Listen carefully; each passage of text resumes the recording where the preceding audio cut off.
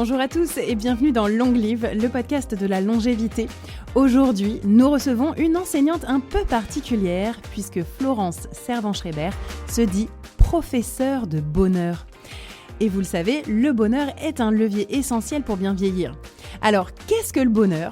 Comment le trouver et comment l'entretenir ? Celle qui préconise 3 kiffs par jour nous donne les clés pour vieillir heureux et être heureux de vieillir. Nous enregistrons ce podcast chez Wojo Saint-Lazare, notre espace de coworking préféré en plein cœur de Paris. Bonne écoute. Bonjour Florence. Bonjour Lucie. Ça va ? Oui, ça va bien. Alors, donc vous vous décrivez comme professeur de bonheur. Donc forcément, ma première question, c'est quoi le bonheur ? Ah, direct. C'est indéfinissable, le bonheur.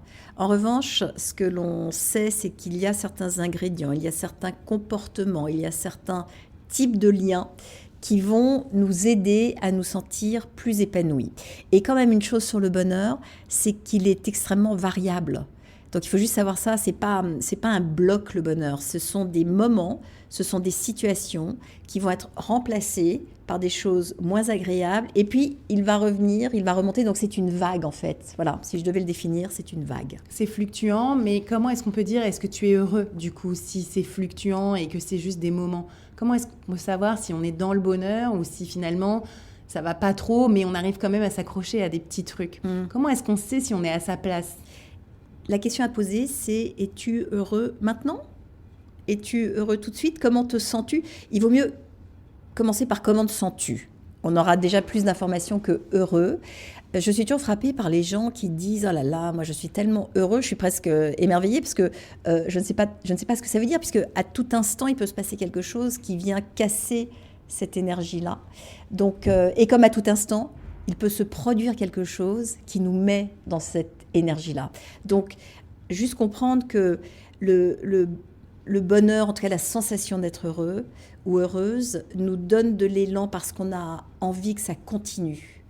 Et à l'inverse, les sensations, quand il nous arrive des choses difficiles ou quand quelque chose nous contrarie ou quand on est énervé, enfin il y a tellement de moments, tellement d'émotions qu'on peut ressentir, il faut savoir que ça nous donne aussi de l'énergie parce qu'on a besoin que ça s'arrête.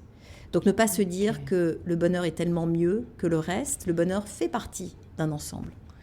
Et donc, du coup, on peut se définir comme heureux si c'est un certain pourcentage de moments qu'on a envie de prolonger plutôt que de moments qu'on a envie de cesser. Je ne crois pas. Je crois que c'est une sensation. On ne peut pas, profonde, on peut pas avoir latente. Un tableau Excel qui dit je suis heureux ou pas heureux. Et puis, heureux, c'est presque trop large. C'est qu'est-ce qui me va, qu'est-ce qui est bien, qu'est-ce qui me fait chaud au cœur, qu'est-ce qui me plaît, sur quoi je me concentre, qu'est-ce que je crée. Il y a des verbes plus précis en fait que de juste être heureux. Ok. Alors, juste avant de démarrer l'interview, puisqu'on parle de longévité dans ce podcast, donc je vous ai dit, voilà, on est dans un podcast plutôt axé longévité, et tout de suite, votre première réponse, c'est « Ah, la longévité, c'est vraiment un truc de jeune ». Alors, ça me fait rire. Pourquoi ? Parce que, en tout cas, plus on avance dans la vie, plus on est précédé par des gens qui eux-mêmes vieillissent. Et quand on voit les gens vieillir, même les gens qui ont pris soin de leur santé, par exemple, eh bien, tous ne sont pas logés à la même enseigne. Et il y a franchement certaines dernières années qui ne me font pas envie. Ça ne veut pas dire que ça ne fait pas envie et qu'il ne faut pas travailler vers ça, mais en tout cas, il y a vraiment certaines conditions de santé physique, relationnelle, d'isolement, de solitude. Enfin, il y a plein de facteurs qui font que, personnellement, je ne suis pas hyper tentée par la vie la plus longue. Je suis tentée par la vie la plus riche, le plus longtemps possible, mais pas nécessairement la plus longue. Et alors, comment est-ce que ça se passe ? Vous avez quoi, 60 ans ? 60 pile. Ok. Comment est-ce que ça se passe vers la soixantaine ? Est-ce qu'on est plus heureux ou est-ce que c'est un travail d'être heureux à 60 ans par rapport à 30, 40 ? Statistiquement, c'est la décennie la plus heureuse. De 60 à 70. On suit, alors quand même pour expliquer ce que veut dire être professeur de bonheur, ça veut dire que je viens raconter ce que la science du bonheur nous apprend, car il existe un univers de la psychologie qui s'appelle la psychologie positive, et qui, en gros, va lancer un certain nombre d'études dans des laboratoires de psychologie universitaire pour essayer justement de déterminer des choses comme ça. On se dit quels sont les âges de la vie où le bonheur, en tout cas le niveau de satisfaction globale, croît ou diminue et pourquoi. Et contrairement à ce qu'on imagine, où on se dit « oh là là, les jeunes, c'est super d'être jeunes », en fait, c'est super d'être vieux. Parce que lorsque nous sommes jeunes, alors oui, il y a évidemment une énergie, une curiosité, des hormones qui font qu'il y a plein de choses qui se passent et qui nous donnent de l'appétit de vie. Mais si on regarde bien, vers 30 ans, on doit prendre tout un tas de décisions. Est-ce qu'on a des enfants? Quelle carrière on choisit? Et à chaque décision, on ferme des portes et on commence à se rendre compte de ça. À 40 ans, en général, on est endetté puisqu'on a fait, on a fait des choix matériels. Donc, on ne travaille pas pour soi, on travaille pour quelque chose d'un peu les plus banques. large. Ce sont des préoccupations. Vos enfants, à ce moment-là, deviennent adolescents. Oui. Là, bonne chance. Donc ça aussi, il faut... Et puis les couples commencent à durer depuis un certain temps, donc c'est un peu plus... comment dire, sensible. Ensuite, on va avoir envie, on aura fait ses choix et on va avoir envie de se réinventer autrement. On n'est pas sûr que ces choix nous mènent jusqu'au bout. Nous sommes justement désormais dans une telle quête d'épanouissement que, évidemment, on arrive au bout d'un certain nombre de choses et il faut en recréer d'autres. Donc, tout ça pour dire que quand on arrive à 60 ans, on a fait tout ça. Et... on a remboursé ses crédits. On a remboursé ses crédits, les enfants ont pris leur envol, dans le meilleur des cas. Et surtout, on a accompli un certain nombre de choses, on se connaît beaucoup mieux, on sait quelles sont les activités, les tâches, les relations qui vont nous nourrir. On sait mieux, c'est normal, c'est comme une expertise de soi et de la vie, donc c'est kiffant.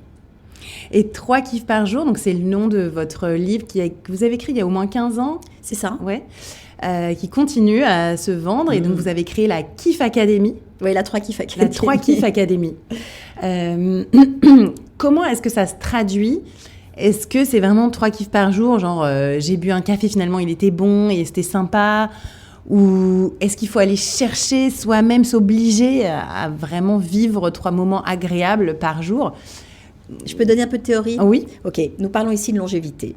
Et ça tombe bien de commencer par les kiffs, car en fait, il s'agit d'une émotion, ce n'est pas juste un plaisir. Ce n'est pas juste le plaisir du café, c'est d'aller un tout petit peu plus loin et de se dire, pour ce café, ou pour la jeune femme qui me l'a servi ou qui l'a fabriqué, ou pour le producteur qui l'a fait pousser, ou pour l'avion qui l'a apporté, enfin, trouver quelque chose, de se dire, en tout cas, pour l'instant que je vis en buvant ce café, merci. Et si je prends la peine de remercier, c'est là que se joue ce moment de gratitude qui me permet de mesurer les bénéfices qui viennent vers moi. Et c'est ça qui va en fait avoir une incidence non seulement psychologique, et je vais vous expliquer pourquoi dans un instant, mais également physiologique. Et ça va jouer sur mon système immunitaire et ça va jouer sur ma longévité. Il y a une étude tout à fait remarquable faite auprès de bonnes sœurs, donc qui sont des femmes qui ont exactement le même mode de vie, donc on peut parler de comparaison et de longévité, voir pourquoi il y en a certaines qui vivent plus longtemps que d'autres. Et on s'est rendu compte en cherchant vraiment à identifier leur capacité à éprouver de la gratitude que celles qui savaient le faire avaient vécu 7 ans de plus que les autres.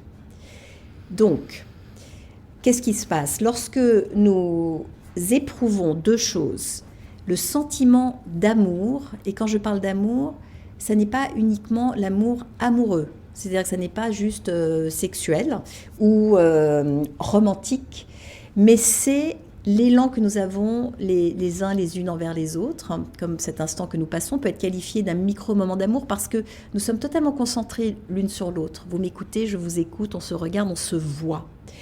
Et lorsque nous éprouvons ces moments-là, de nouveau, comme la gratitude, ils vont avoir une incidence sur le nerf vague. Et le nerf vague, peut-être vous en avez déjà parlé sur ce podcast, c'est celui qui va relier tous les organes de notre corps et qui va avoir une influence sur la tonicité de notre système immunitaire. Alors pour revenir à ce que sont les 3 kiffs, par essence et par design, les êtres humains captent en priorité ce qui est négatif. C'est ce qui nous permet de survivre, c'est ce qui nous permet de nous défendre, c'est ce qui nous permet d'accélérer, de partir s'il faut partir, etc. Donc, c'est normal. Les mauvaises nouvelles nous excitent beaucoup plus que les bonnes nouvelles, par exemple. Eh bien, à cause de ça, nous nous privons de tous les bienfaits que peut avoir le fait de ressentir cette gratitude et de se dire « ouais, ça c'est chouette et ça me fait du bien, merci pour ça ».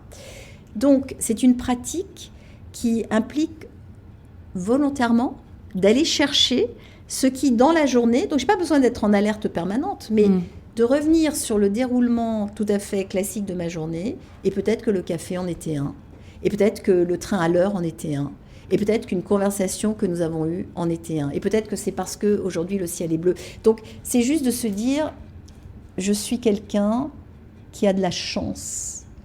Et j'ai de la chance parce qu'il y a des choses qui viennent vers moi, et nous avons en fait besoin de forcer un peu la machine, parce que par défaut, elle va chercher le contraire. Et à force de le forcer, on devient meilleur.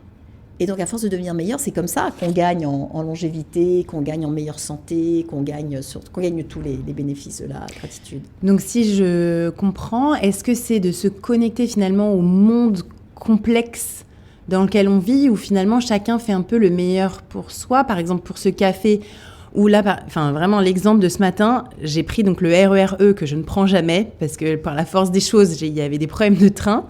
Et là, je tombe donc porte-maillot, le RER-E magnifique. Je ne sais pas si vous l'avez déjà pris, c'est nouveau cette station, mais somptueux, on se croirait au Guggenheim, tellement c'est beau. Et donc là, je me dis, c'est quand même fou, une station de métro, de RER magnifique, où vraiment tout le monde a les yeux comme ça sur ces constructions sublimes, cette hauteur de plafond, luminosité, escalier sublime. On a vraiment tous envie de monter les escaliers, personne ne les monte, mais c'est pas grave. Est-ce que c'est ce moment où je me connecte en me disant, mais finalement, tout le monde a vraiment fait un super travail, que ce soit la menuiserie des escaliers, ces escalators, le plan, le budget qui a été alloué, finalement, la chance qu'on a de vivre dans un pays qui nous crée des stations de métro sublimes. Est-ce que c'est ce genre de reconnexion, finalement, au monde dans lequel on est? Est-ce que c'est ça? Alors, ça, vous décrivez encore autre chose. Et c'est vraiment intéressant de voir la manière dont vous le décrivez. C'est-à-dire que vous êtes très animé, tout à coup, il y a quelque chose qui se passe chez vous. C'est l'émerveillement. Et l'émerveillement, alors ça, c'est un de mes sujets favoris aussi. Les chercheurs américains donc, appellent ça le awe. Ça s'écrit A-W-E. Oh, moment. Voilà, comme awesome. Voilà. Et alors, l'émerveillement fait exactement partie des choses qui vont provoquer de la gratitude. Parce qu'on se dit quand même, en effet, merci de vivre, vous l'avez dit, merci de vivre dans ce pays, dans cette ville, qui investit, qui fait ça, et les architectes, et peut-être les artisans, et peut-être les artistes qui y ont collaboré. Franchement, c'est magnifique. Et ça nous permet de sentir, comme ça, dans une station de RER porte-maillot, qu'on appartient à un plus grand tout. Et c'est presque spirituel, cet instant-là, de se dire, quelle chance, quelle merveille. Et pendant cet instant, on sort de soi, c'est-à-dire qu'on est complètement touché par ce qui se passe autour de nous, et multiplier les moments de beauté, de sensibilité qu'on n'imagine pas, par exemple, trouver dans le fond d'une station de RER à Paris, eh bien, c'est un moment absolument fantastique. Et il y en a comme ça. Il y en a. Mais c'est pas du kiff, là, c'était de l'émerveillement. C'est un peu les deux pareils. Ça commence par l'émerveillement. Okay. Mais vous êtes allé plus loin en disant, mais quelle chance de vivre dans un pays qui va faire ça. Et à ce moment-là, ça devient de la gratitude. J'ai de la chance, merci. Merci. Alors, on ne sait pas qui, la RATP. Mais, oui, c'est un tout, encore une fois. Exactement. On n'a pas besoin de... C'est juste chance. Voilà. Chance. Super. Et est-ce qu'on ne va pas paraître illuminé dans ce monde qui nous tire vers le fond en permanence, entre les news affreuses chaque jour? Vous connaissez bien les États-Unis. Moi, j'aime aussi beaucoup. Et malheureusement, parfois, c'est un petit peu moins inspirant en ce moment, tout ce qui nous vient outre-Atlantique. Comment est-ce qu'on fait pour rester quand même comme ça dans la gratitude et dans cet état d'esprit positif qu'on doit un peu se forcer quand, je sais pas, parfois même les conversations avec nos amis ou l'ambiance du moment nous tire un peu vers le fond, quoi. Les États-Unis sont plus que non inspirants, ils sont menaçants ces jours-ci, mais on ne peut pas se laisser entraîner par tout ça. C'est tellement fort et justement notre cerveau est presque content de capter ça parce que ça lui évite de penser à autre chose. Donc ça a l'air très grave, donc je pense à ça et je suis paniquée. Mais pendant ce temps-là, alors il y a les travaux d'une femme absolument passionnante qui s'appelle Hélène Langer, qui est professeure à l'université de Harvard et qui définit ce qu'on appelle la pleine conscience, mais je vais vous donner une autre définition de la pleine conscience que celle de s'asseoir en tailleur et d'entendre les sons qui sont autour de nous. Ça, c'est une façon de faire, mais il y a quelque chose de bien plus intéressant qui est dans l'exercice de notre vie absolument tous les jours, d'avoir tous nos capteurs en éveil. Et si je ne peux pas changer le sort du monde, c'est-à-dire que tout ce qui est autour de moi, je ne peux pas intervenir dessus, ce que décide Donald Trump, je n'ai absolument aucun pouvoir. Là où j'ai du pouvoir, et c'est là où nous avons besoin de maintenir l'équilibre, c'est-à-dire entre mon impuissance et là où je peux retrouver de la puissance, et je vais essayer justement d'arriver de temps en temps à ce que la puissance dépasse, c'est de vivre ce que vous venez de vivre, ou c'est de me concentrer à faire quelque chose sur lequel j'ai un impact. Vous parliez des enfants tout à l'heure, c'est une conversation que je peux avoir avec mon enfant. Là, je suis vraiment pleinement en train de l'avoir, et il se passe quelque chose, un moment de connexion entre nous, et hop, ça fait remonter ma citerne d'énergie pour pouvoir absorber ce grand tout qui est absolument effroyable. Vous faites beaucoup de sport, le sport pour vous va avoir cette fonction-là. Pendant que vous y êtes et quand vous en revenez, vous avez rempli cette citerne, c'est en votre pouvoir et c'est comme ça que vous le sentez et c'est probablement pour ça que vous aimez autant en faire. Alors après, ça peut être aussi un danger parce que finalement, parfois, on fait tellement de sport que ça fait qu'on peut prendre plus de choses négatives. Et finalement, on rentre dans une spirale de vortex comme ça, là, où on peut s'épuiser. C'est un autre sujet. Merci pour votre réaction. Vous voyez, je vous parle de quelque chose que... Et là, je parle du négatif. Exactement. que vous faites bien, qui est formidable. Et immédiatement, hop, on se dit, oui, mais attention. C'est vrai. Oui, c'est génial. Mais une fois de plus, Lucie, c'est normal. Et nous le faisons tous. Simplement... Peut-être on peut J'ai appris avec la psychologie positive à sortir un périscope et à regarder. Je suis absolument comme vous. Je suis, en plus de ça, parisienne, 3e génération. Donc, la critique, c'est mon sport favori. Oui, la parisienne. C'est tout me vient. Je me moque de tout. Enfin, tout. Mais... En apprenant tous ces éléments et surtout en les testant, parce que c'est ça la manière dont je travaille, c'est que je lis des études, je découvre les conclusions et je me dis, bon, je vais essayer, je ne perds rien à essayer. Et en effet, l'idée d'avoir un périscope au-dessus de soi qui regarde une situation, et même si on se dit dans un premier temps, la réaction c'est oui, mais vous savez, le sport, ça peut être addictif, ça peut être dangereux, le périscope dit, qu'es-tu en train de faire ? Arrête avec cette voix-là. Tu le sais, donc tu vas l'intégrer. Voix X ou voix E ? Et c'est X ou E. Ok. Qu'est-ce que ça veut dire, X ou E ? La voix, la petite voix intérieure ou la voix, ce chemin ? Alors, il y a tellement de voix, en fait. Il y a tellement de voix à l'intérieur que celle-là, on peut la faire taire.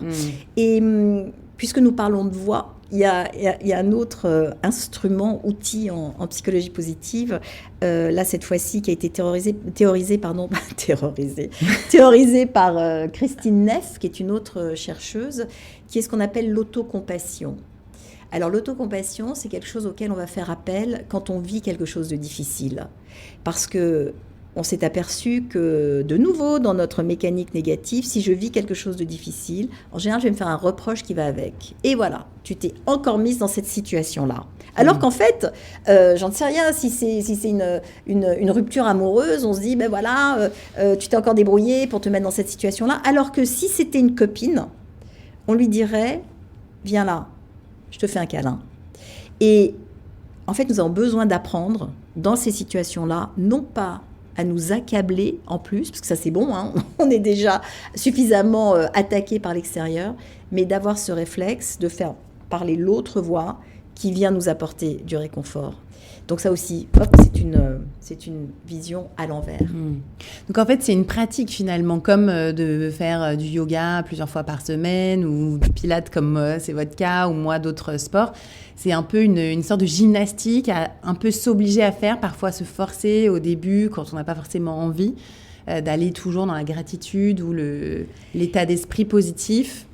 C'est exactement comme une cuisine sans épices ou avec. C'est-à-dire que, une fois de plus, si je ne souffre pas, si je suis dans un moment de ma vie qui me convient, ça va, je ne me pose pas trop de questions, le RER est en retard, bon, il n'y en a pas, bon, ben, je vais en prendre un autre, ça va.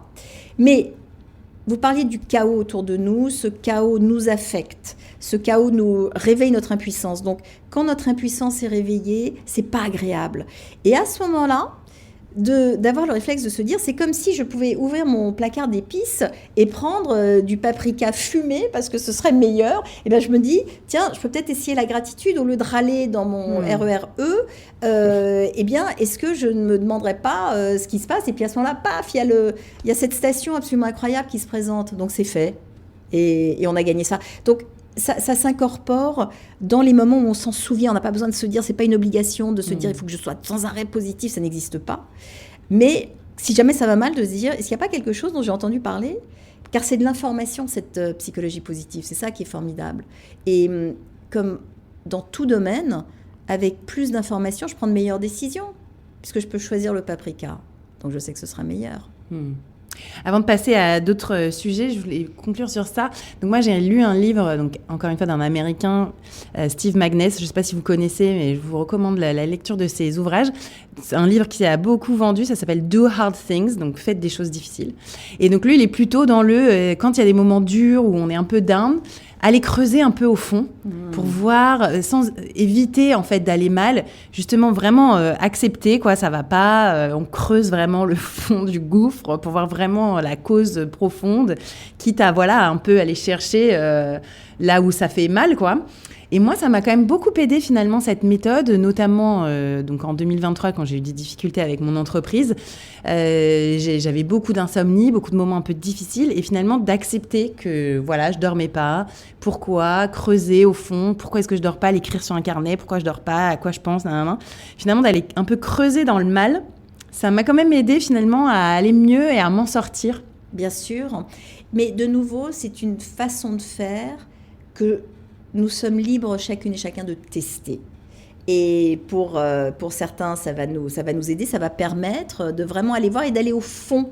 Et parce que je vais au fond, je vais mieux comprendre. Parce que si je suis juste inquiète, c'est une chose, mais en fait, je suis inquiète de quoi?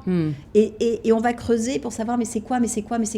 Et on revient toujours à un besoin essentiel qui n'est pas nourri lorsqu'on vit des choses difficiles. Et donc, quand ce besoin essentiel est identifié, c'est ça qui va permettre de remonter. Mais de nouveau, c'est super parce que ça vous correspond.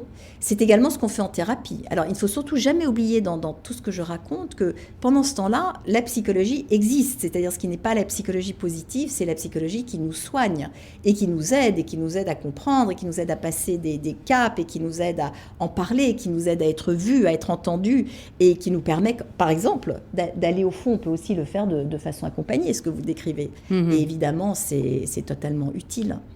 Oui, donc en fait, c'est pas l'un qui remplace l'autre, ça s'ajoute. C'est une technique en plus, en fait, qui aide. La psychologie positive est une cousine de la psychologie. C'est-à-dire que la psychologie va nous soigner, mais la psychologie positive, c'est donc une somme d'informations dont je dispose et qui, même dans une vie qui va bien, me permet d'aller encore un peu plus loin. Quand vous m'avez donné le titre de ce livre, Do Hard Things, faire des choses difficiles, j'ai cru qu'il s'agissait de ce que l'on a découvert justement en essayant de comprendre le bonheur. Nous ne sommes jamais aussi heureux que lorsque nous faisons des choses difficiles c'est ça. Et concentrés. Donc j'ai cru que c'était ça dont vous parliez. Mais ça aussi, c'est un autre facteur. C'est-à-dire que c'est pas nécessairement de se promener à la plage, c'est super sympa. Bien sûr, c'est agréable. Mais on va tirer encore plus de satisfaction en faisant quelque chose qui nous demande de la concentration, de l'engagement, la profondeur. De la profondeur et surtout de n'être que dans une activité à la fois. Alors vous m'offrez une superbe transition puisque vous avez eu beaucoup d'activités dans votre carrière professionnelle. Vous le racontez très bien dans diverses interviews que j'ai pu lire. Comment est-ce qu'on arrive à être positive quand on passe, parce qu'à chaque fois quand vous avez changé de carrière, c'était généralement parce que ça se terminait pas bien ou que vous en aviez marre aussi de tel ou tel job. Donc comment est-ce qu'on arrive à rester positive, alors je ne sais pas si c'est possible, quand on est comme ça dans des transitions de job, notamment avec des enfants. Vous parlez d'un burn-out que vous avez eu au moment de votre deuxième enfant, je crois. Donc, est-ce que, voilà, en burn-out, clairement, je pense que vous n'étiez pas forcément dans le positif. Pas du tout. J'étais pas positive du tout. J'étais même en dépression. C'est-à-dire que ces moments... en tout cas, ma vie s'est déroulée en cycle. Et je crois que tout le monde vit des cycles. C'est-à-dire qu'il y a un sujet dont on va s'emparer, qu'on ne connaît pas très bien, qui va vraiment nous intéresser. Donc là, on est engagé. Donc je pars du bas d'un cercle comme ça. Et puis, je monte comme ça, pour les gens qui nous écoutent, vers la gauche. Donc, je deviens un peu plus compétente. Donc, ça m'intéresse encore. Je suis engagée. Et puis, j'arrive au sommet où là, vraiment, je commence à maîtriser mon art. Et une fois que mon art, ou en tout cas ma compétence, et puis, comme dans n'importe quel job, on rentre dans un job et puis, au bout d'un moment, on a un peu fait le tour. Donc, il y a le quart qui descend vers la droite, comme ça. Maintenant, je passe de midi à 15 heures, où on est moins engagé, mais on est très compétent. Donc, ça passe. Et puis, arrivé à 15 heures, eh bien, on est toujours aussi compétent, mais à force d'être moins engagé, on commence vraiment à s'ennuyer, on commence vraiment à se poser des questions. Et là, malheureusement, il faut aller de 15 heures à 18 heures, où c'est la dégringolade, et où on perd notre engagement parce que ça n'est plus intéressant. Donc, on revient en bas, où là, je suis perdue, parce que je ne sais pas encore ce qui va me permettre de continuer. Mais je crois que j'ai trouvé, à force d'avoir vécu ce cycle, je sais pas, 5 fois dans ma vie, je sais dire maintenant, en tout cas que dans mon expérience, ce qui m'a toujours permis de me relever était quelque chose, un sujet, quelque chose à creuser ou à apprendre, qui était peut-être dans mes loisirs ou qui était complètement accessoire par rapport à ma vie professionnelle. Et ce qui m'a permis de le faire, c'est en effet de m'appuyer, le temps de trouver ce dont il s'agissait, de m'appuyer sur une compétence. Et par exemple... de s'appuyer sur une compétence en attendant de trouver sa prochaine lubie, passion, envie forte. Et par exemple, je me suis rendu compte en venant ici, parce que je réfléchissais à ça, que être au chômage, c'est une compétence. C'est-à-dire que alors très bien. Ce moment, non mais c'est vrai, parce que c'est un moment finalement où on est en sécurité financièrement. Et donc on peut se dire c'est ça le cœur, c'est-à-dire que c'est ça qui me permet de vivre. Et donc pendant ce temps-là, ça mérite vraiment de réfléchir et d'avoir cette période pour pouvoir le faire. Aujourd'hui, mon métier consiste à donner des conférences. Donc c'est vraiment ma compétence. Je fais ça très bien, je le fais donc facilement.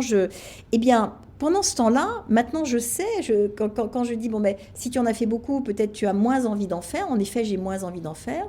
Ce que j'ai très envie de faire et ce que je suis en train de faire en ce moment, c'est une bande dessinée. Donc, je sais maintenant que je reste dans ma compétence de conférence pour ne pas être totalement inquiète, parce que je ne sais pas ce que deviendra cette bande dessinée. C'est quelque chose qui est accessoire à ma vie globale, mais c'est là que je m'éclate. Et ça me permet donc de continuer à faire mon travail avec un peu d'élan, puisque j'ai une poche où je m'éclate par ailleurs. Donc en fait, c'est entre 15h et 18h, pas trop tomber là-dedans et remonter dans un autre cercle. Alors c'est commencer de midi à 15h, de commencer à se dire, il est temps maintenant, avant d'attendre d'être à 18h, il est temps maintenant de chercher dans ce que j'ai autour de moi, un peu comme votre transition, quand vous avez décidé de faire du sport, vraiment d'en faire votre métier, eh bien, c'était quelque chose de vivant en vous. Vous étiez probablement à midi dans votre expérience de journaliste et il y avait cette chose vivante qu'il était temps d'attraper. Et vous l'avez attrapé et c'est ce que vous a permis de mettre fin. Et puis, très intéressant, votre métier de journaliste, en fait, revient. Une fois que vous avez, comme mon métier de conférencière a disparu dans ma vie pendant 20 ans. C'est le premier métier que j'exerçais. Et puis, c'est là où le burn-out est arrivé. Je ne pouvais plus raconter quoi que ce soit à quiconque. Eh bien, mine de rien, quand ce sujet de la psychologie positive est revenu et est arrivé dans ma vie, ça a été une telle révélation finalement, je me suis rendu compte que ce que je faisais de mieux, c'était de parler des choses. Et c'est là que, hop, est revenu, mais ça avait un nouvel intérêt. Donc, ce sont des boucles. Et ça, ces boucles, est-ce qu'on les provoque? Est-ce qu'elles arrivent magiquement? Parfois, on dit il faut leap of faith, donc voilà, faire un peu un grand pas, un grand saut comme ça vers l'inconnu. Moi, je suis toujours un peu assez critique face à ces... C'est pas injonction, mais ces propositions toujours à changer de vie, parce que finalement, surtout vers la quarantaine, quand on a les crédits, les enfants, on peut difficilement changer comme ça du tout au tout. Comment est-ce qu'on provoque ou comment est-ce qu'on saisit comme ça un nouveau cycle? Il y a vraiment 2 mots, provoquer et saisir, qui ne sont pas les mêmes. Ça dépend complètement de notre tempérament. Donc, nous n'avons pas les mêmes niveaux de neurotransmetteurs dans le cerveau. Il y a des gens qui sont naturellement optimistes. Ça veut dire que la difficulté ne leur fait pas peur, que l'incertitude ne leur fait pas peur, que l'inconnu ne leur fait pas peur. Et puis, il y a des gens qui sont plus inquiets, dont je fais partie. Et à ce moment-là, il m'est toujours très difficile de fermer, de lâcher une porte. J'ai besoin de rester accroché à une porte à fermer pour ouvrir l'autre.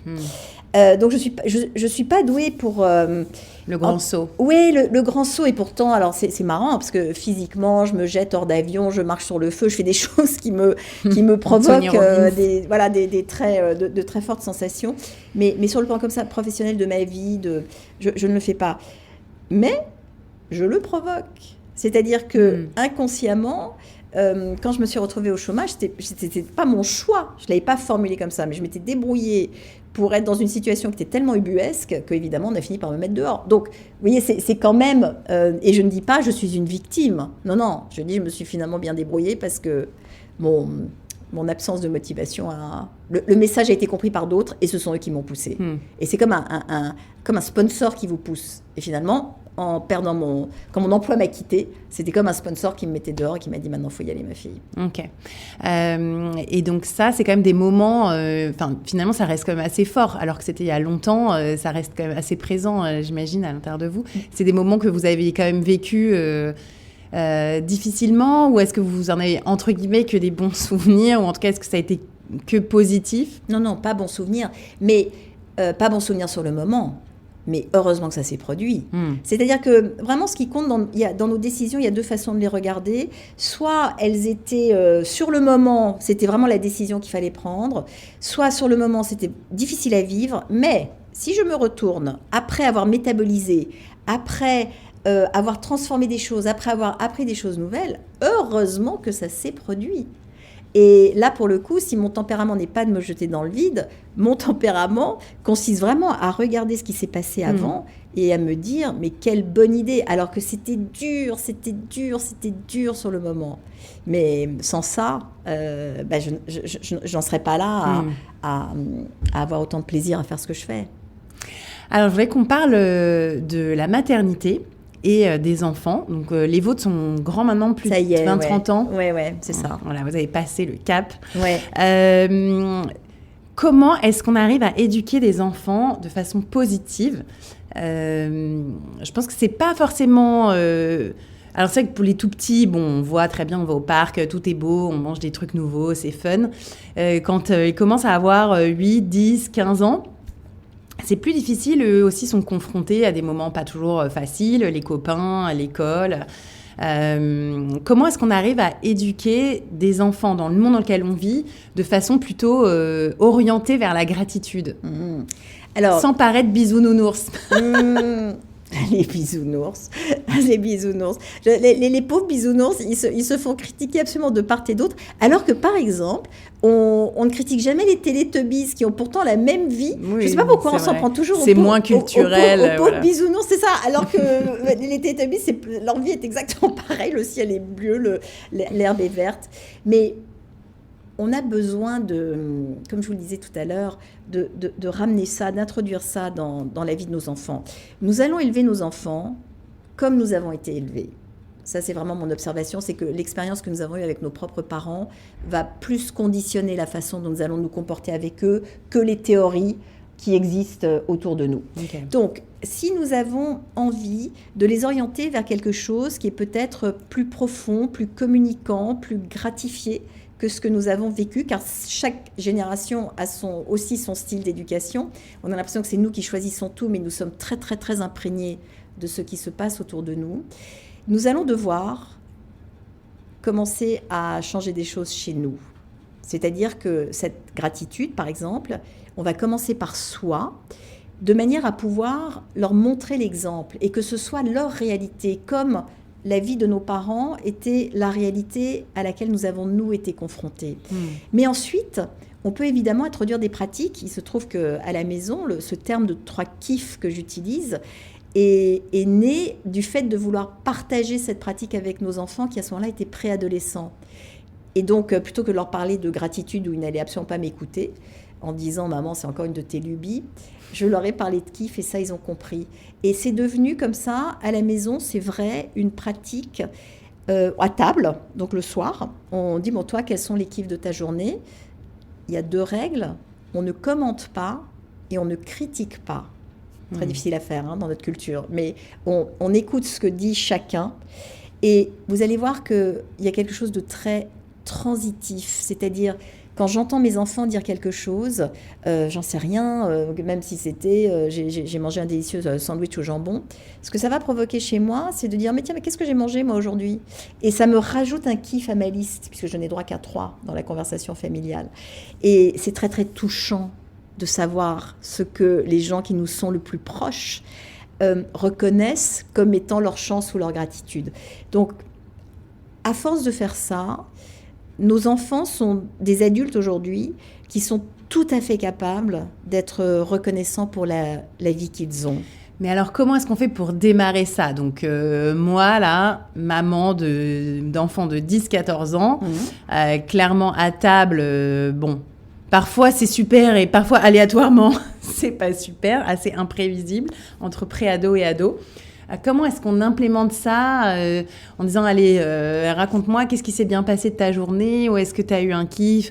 Ouais, non, bof. » Comment est-ce que là, ce soir, au dîner, entre le quinoa et le poulet, on implémente ça ? Ok, aujourd'hui, c'est la journée la plus facile. J'ai rencontré ce matin une femme qui s'appelle Florence et qui m'a dit que si on trouvait 3 kiffs dans sa journée, on vivait plus longtemps, on était en meilleure santé, il faut trouver des choses, il y avait plus de copains, il faut trouver des arguments, parce que tout ça est vrai. Et ben donc on essaye, et vous commencez. Et c'est pas eux, c'est pas de leur dire quels sont tes kiffs à toi, mais c'est ça, en disant, alors si je réfléchis bien, et puis donc il y aura des choses sur le RER et tout, donc ils vont se rendre compte que c'est pas intimidant. Puisqu'on commence et puis tu dis vas-y essaye, tu en fais un et puis si jamais ils arrivent à 3 c'est génial. Et puis par exemple le plus jeune de mes enfants, pour lui c'est quasiment inaccessible. C'est-à-dire il faut aussi partir du principe qu'on n'est pas tous câblés pareil et équivalents. Et donc ce sont des années et des années et des années de pratique qui ont fini par lui permettre de trouver, parce que c'est vraiment pas dans son tempérament. Donc ça ne veut pas dire qu'il est transformé à jamais, mais ça veut dire qu'il a cette compétence et que je sais qu'il pourra y faire appel si vraiment il en a besoin. Ok, donc finalement, même c'est bien aussi pour les personnes qui nous écoutent, si pour elles c'est plus difficile, on peut leur dire que c'est aussi normal, certaines personnes vont avoir plus de mal à engager ce positif. Absolument, ça n'est pas naturel, mais pour certains d'entre nous, il y a des questionnaires auxquels on peut répondre, qui ont été formulés par les chercheurs en psychologie positive pour savoir quels sont nos traits de caractère les plus naturels, ceux qui nous viennent sans aucun effort. La gratitude est l'un d'entre eux. Donc, il y a des gens qui vont avoir la gratitude au sommet de cette liste, et puis il y en a qui vont avoir la gratitude en bas de la liste, mais rien n'est perdu. C'est-à-dire que justement, comme un exercice sportif, en fait. Oui, on l'entraîne comme un muscle. On s'entraîne, exactement. C'est comme un muscle, en fait, la gratitude, le positif. Ça s'entraîne. C'est un circuit de neurones. Donc, les circuits de neurones, comme commencer le sport demande une mobilisation du circuit des neurones, pour aimer faire ça, c'est exactement la même chose. Et on peut l'éduquer. Et toujours sur le plan de l'éducation des enfants, j'aime beaucoup ce que vous racontez de l'école, puisque vous n'avez pas forcément eu une très bonne expérience personnelle de votre scolarité. Vous dites, j'aime le dire, mais vous dites n'avoir pas appris grand-chose à l'école. En tout cas, c'est ce que vous avez dit dans certaines interviews. J'ai trouvé ça assez drôle. Ça m'a fait pouffer de rire. Donc, J'ai appris plus de choses en vivant, bien sûr. J'ai pas adoré être enfant. Je préfère être adulte. J'ai tellement plus de choix en étant adulte. Je trouve ça beaucoup plus intéressant. L'école est... En tout cas, en France, c'est là que j'ai fait ma scolarité. C'est assez blâmant, c'est-à-dire que...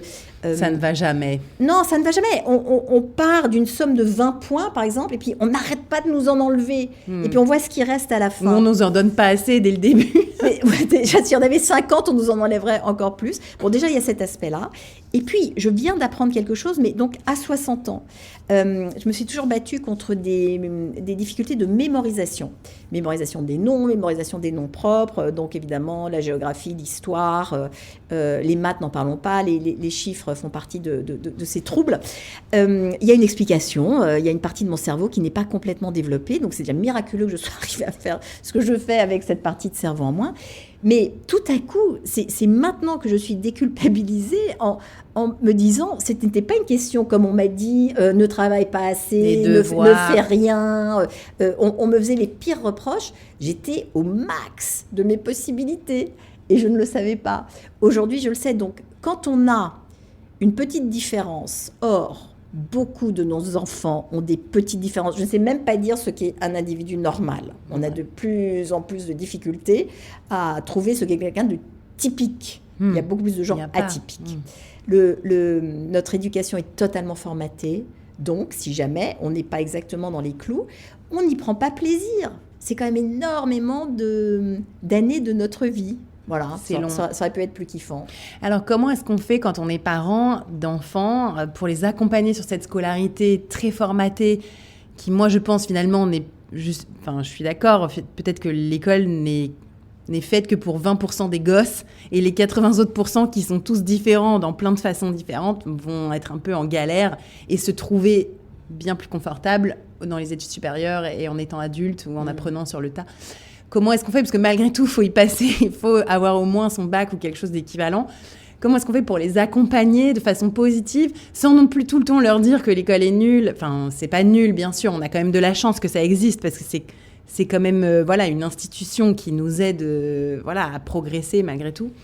Comment est-ce qu'on fait pour accompagner ça positivement ? D'abord, on s'interroge sur son propre rapport à l'école. Parce que moi-même, bien que j'ai souffert, j'ai dit à mes enfants, il faut faire tes devoirs, il faut être à l'heure. Enfin, moi-même, j'ai répercuté ce que mes parents disaient parce que c'est cette institution et on a envie qu'ils s'intègrent. Donc, il y a une partie de nous qui a envie que l'enfant s'intègre. Et donc, bien interroger ça en se disant, OK, ça existe, donc je vais quand même insister là-dessus. Mais par ailleurs, puisqu'on a beaucoup plus de connaissances précisément maintenant, sur le fonctionnement d'enfants qui sont un peu différents, de trouver des poches pour renforcer ce qu'ils ont de si particulier quand ils sont en dehors de l'école. De nouveau, c'est ça qui leur permet non pas d'être en échec tout le temps ou partiellement, mais d'avoir des zones comme ça où ils sont en capacité, en puissance. C'est toujours cet équilibre entre la puissance et l'impuissance. Et à la maison, de leur créer des sources de puissance qui leur permettent de savoir qu'ils sont plus larges que ce qu'ils apprennent à l'école. Donc ça va être quoi ? Des activités extrascolaires, encourager s'ils sont bons quelque part, en piano, en théâtre, en sport ?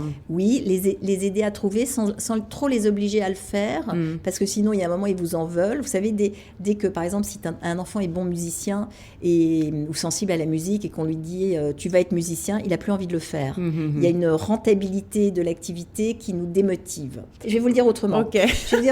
Si on demande à un artiste de faire une œuvre, on fait venir des critiques d'art et ils vont évaluer la qualité de l'œuvre. Maintenant, si on commissionne un artiste pour faire une œuvre, c'est-à-dire qu'on le paye avant, c'est une commande que quelqu'un fait, et même artiste, et là, on fait venir les critiques d'art, l'œuvre est moins bonne. Donc, c'est la rentabilité d'une activité ou c'est la rentabilité d'un talent de dire tu vas te servir de ce talent pour que ce soit ton métier. Tout à coup, on n'a plus envie de le faire. Vous voyez, ça n'est pas la même qualité. Donc, il faut bien laisser à l'enfant sa liberté d'être celui qui découvre sans tout de suite. Je me souviens toujours, ma fille Pénélope adore s'habiller depuis qu'elle est toute petite. Ma mère disait elle va travailler dans la mode, elle va travailler dans la mode. Donc il y a cette rentabilité. Et alors, est-ce qu'elle travaille dans la mode aujourd'hui ? Alors, il se trouve qu'elle travaille dans la mode, mais qu'elle n'est pas du tout heureuse dans cet univers-là. Donc elle va en sortir incessamment sous peu. Donc non. Justement, c'est ça, ne pas avoir...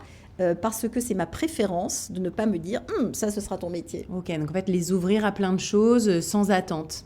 C'est ça, sans attente, avec vraiment... et néanmoins, quand on les voit être heureux quelque part, eh bien, de s'assurer qu'ils peuvent l'effectuer, mais sans mettre de pression sur eux.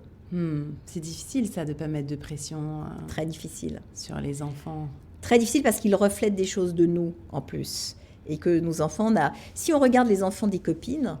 on les regarde avec beaucoup plus d'objectivité que les nôtres. Donc, on peut peut-être demander aux copines, qu'est-ce que tu vois ? Qu'est-ce que tu vois de mon enfant ? Qu'est-ce que toi, tu vois ? Puisque je n'ai pas... c'est très difficile d'élever des enfants. On a une obligation de résultat. On se met une obligation de résultat. On a envie que ce soit des gens épanouis, intégrés, polis, bien nourris. On a envie de tout ça pour eux. Et qu'est-ce qu'on inculque aux enfants pour qu'eux aient aussi cette sorte de pensée positive ? Donc, les 3 kiffs par jour, j'aime beaucoup. Je pense que je vais vraiment le tester comme ça à la maison. Quand eux sont confrontés, finalement, aux réseaux sociaux. Donc, généralement, par exemple, moi, mes enfants sont très attirés par les choses drôles. Finalement... forcément, ils n'échappent pas à YouTube, TikTok, même si on les empêche, ils trouvent quand même des façons. Pour le coup, ils sont très forts Ils sont débrouillards. Très. Alors là, c'est le do-it-yourself de hacking du téléphone, il n'y a pas de problème. Donc, eux sont très intéressés par les trucs très drôles, des blagues assez nulles, que moi je trouve nulles, mais eux trouvent très drôles, donc il n'y a pas de problème.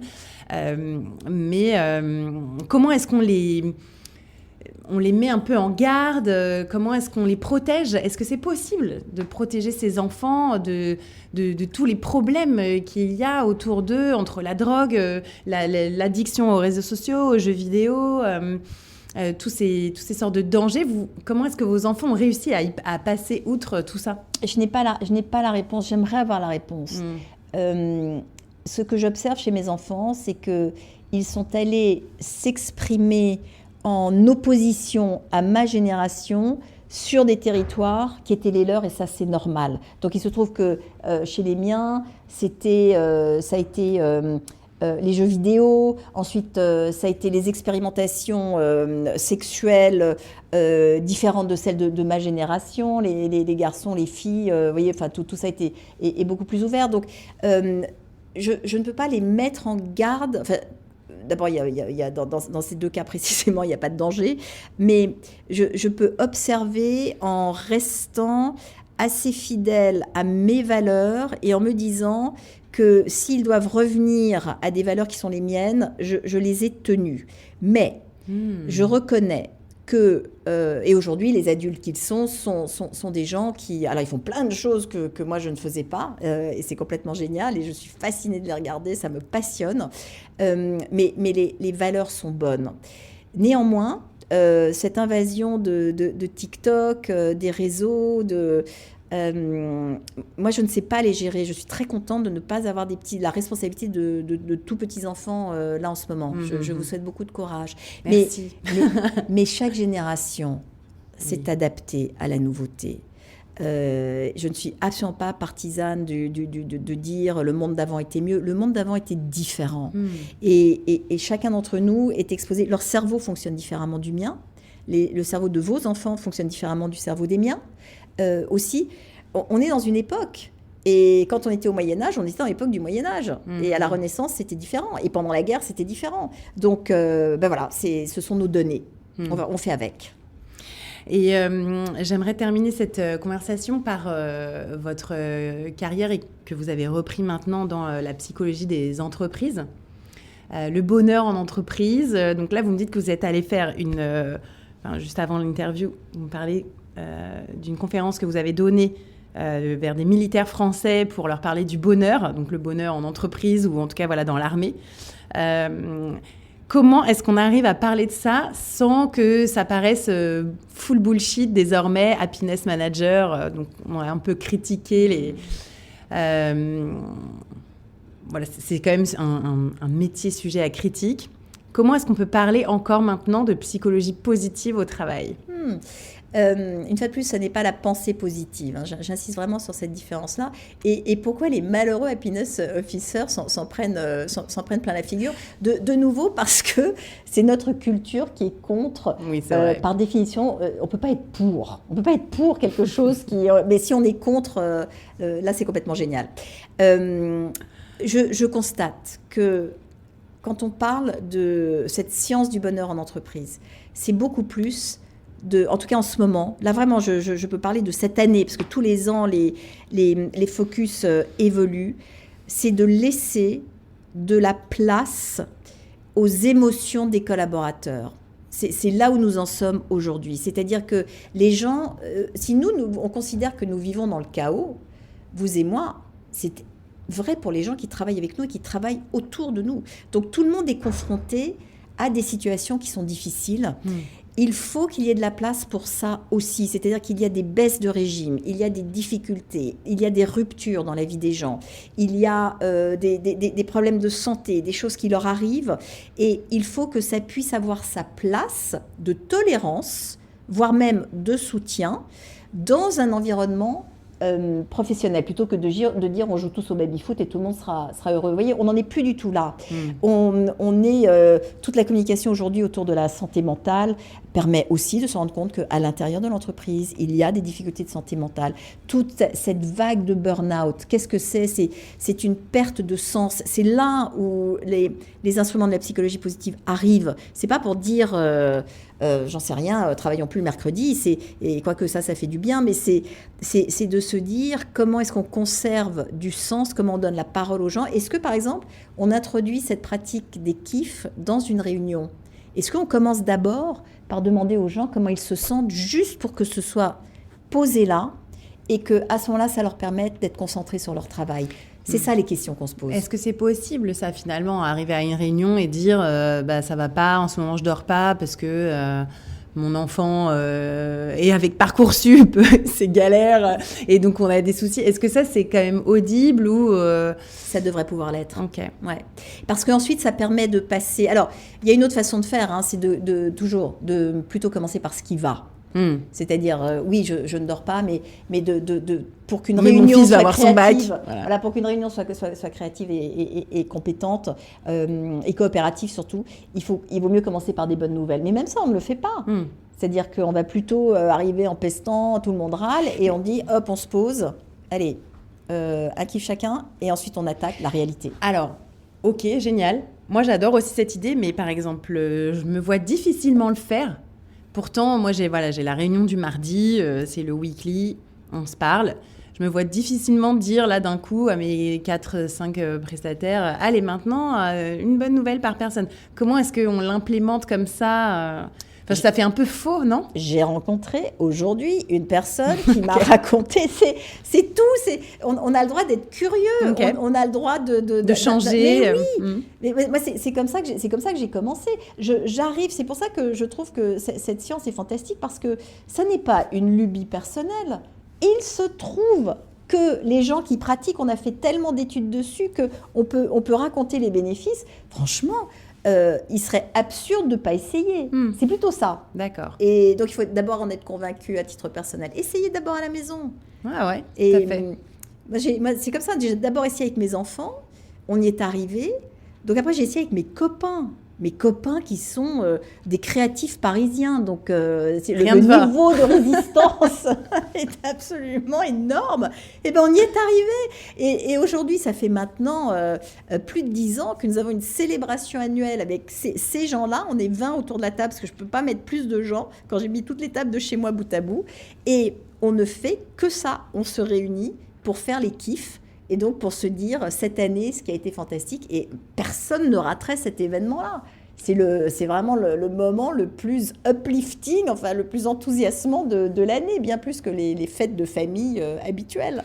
Et alors ça, par exemple, avec vos amis, la première fois que vous l'avez introduit, donc vous aviez rencontré quelqu'un qui vous avait dit que parler de kiff journalier ou annuel permet de vivre mieux, plus longtemps et en meilleure santé physique et mentale. Quel frein est-ce que vous avez rencontré? Comment est-ce que vous arrivez à passer au-dessus? J'ai rencontré, non mais Flo, toi et tes trucs, voilà. Mais en fait, on n'a pas envie d'être celui qui fait pas.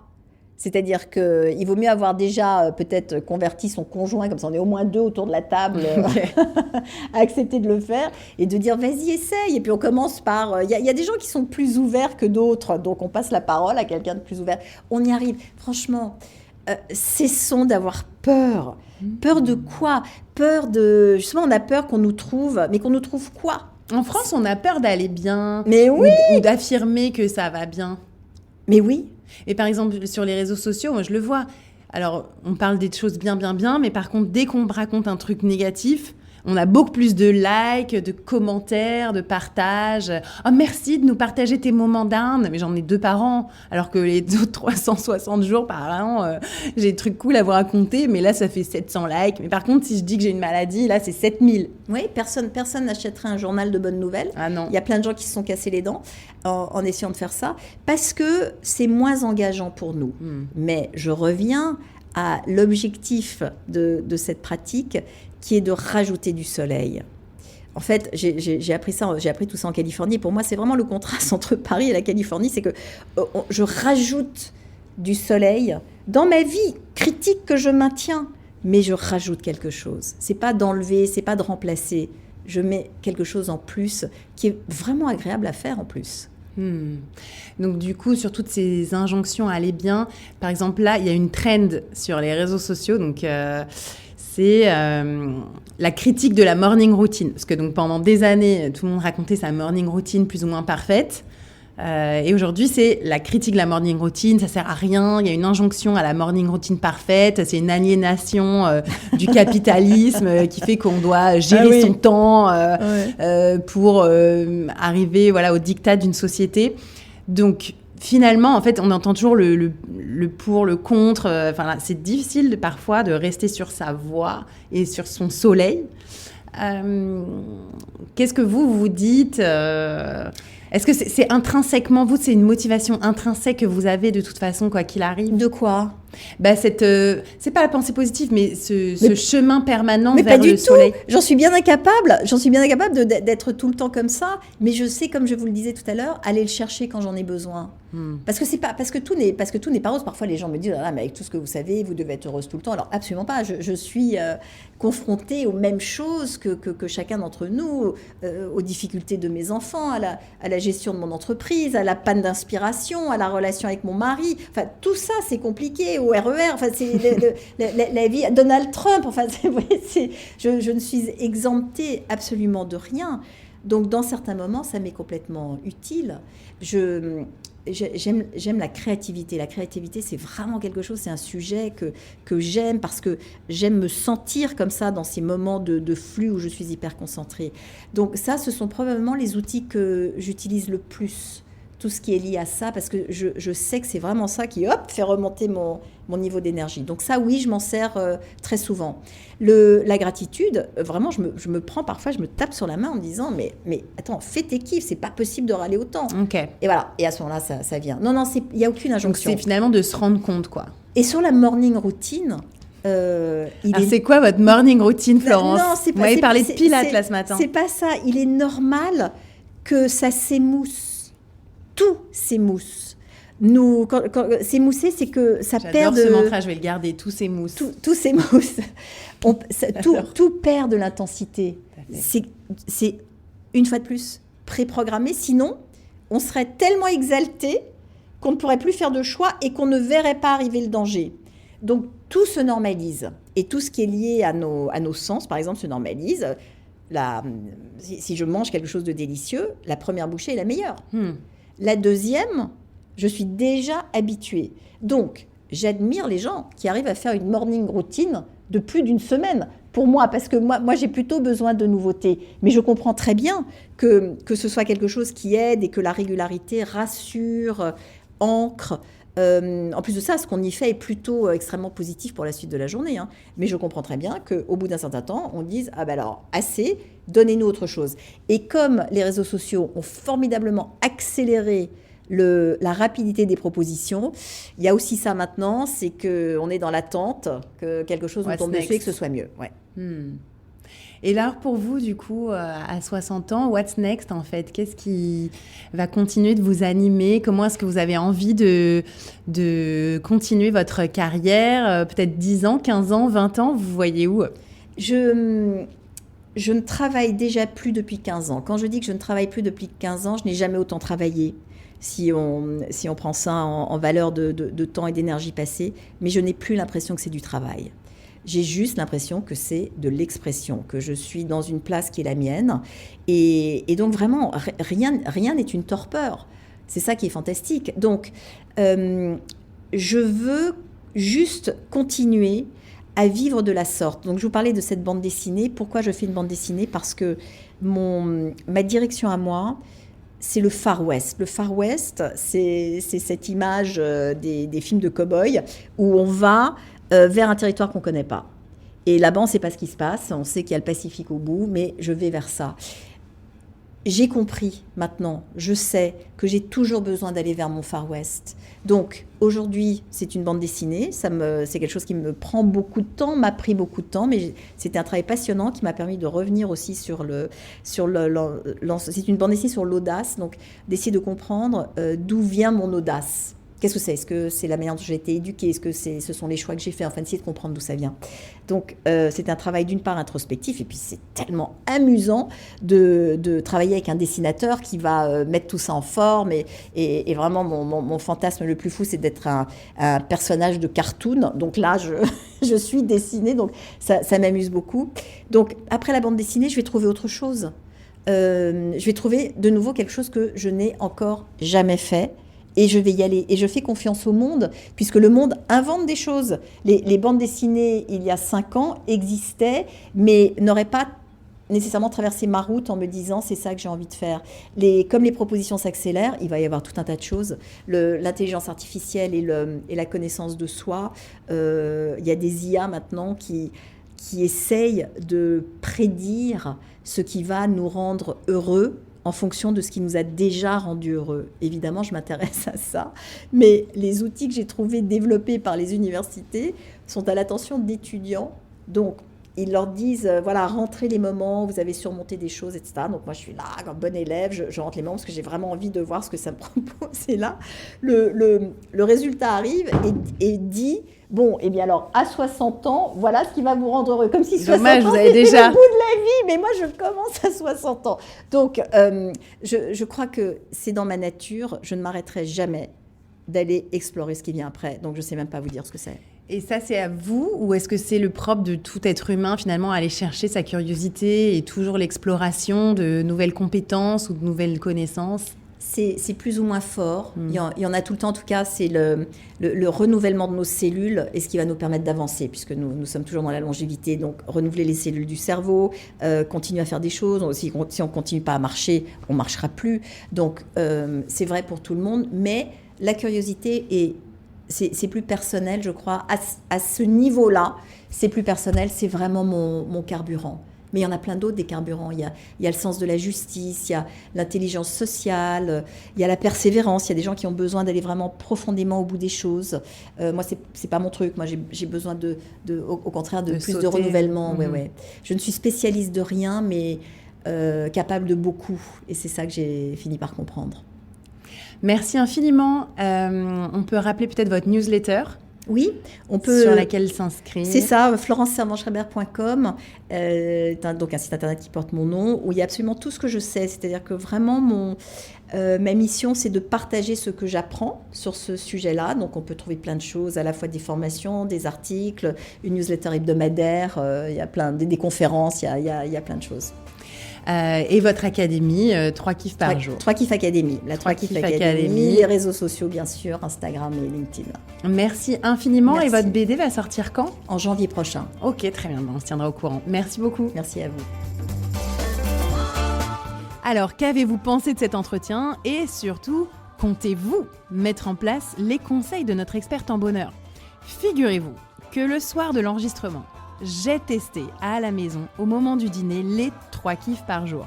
Exactement comme Florence me l'a conseillé, en parlant de son interview et en commençant moi-même. Et contre toute attente, ça a super bien fonctionné. Chacun y est allé de son anecdote et on a passé 10-15 minutes de dîner fabuleuses. Et pour de vrai, on a kiffé ce moment. Alors, à vous de jouer et à bientôt dans Long Live.